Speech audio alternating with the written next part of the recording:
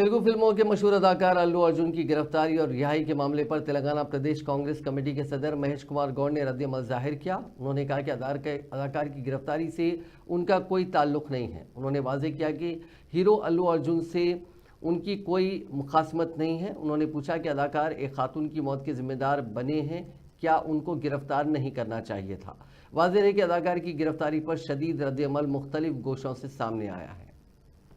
అనుకోకుండా ఒక సంఘటన జరిగి ఆ సంఘటనలో ఒక బీదవాడు చనిపోవడం,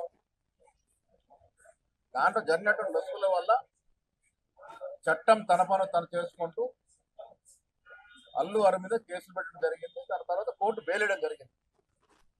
ఏ కథానాయకుడి మీద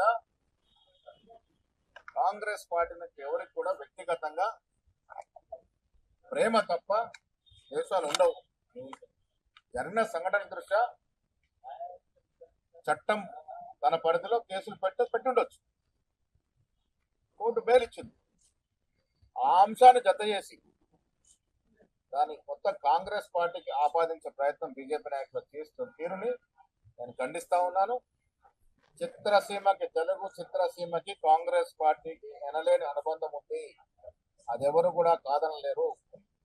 హైదరాబాద్ లో తెలుగు చిత్ర పరిశ్రమ అభివృద్ధి కావడానికి అహర్నిశలు కృషి చేసినటువంటి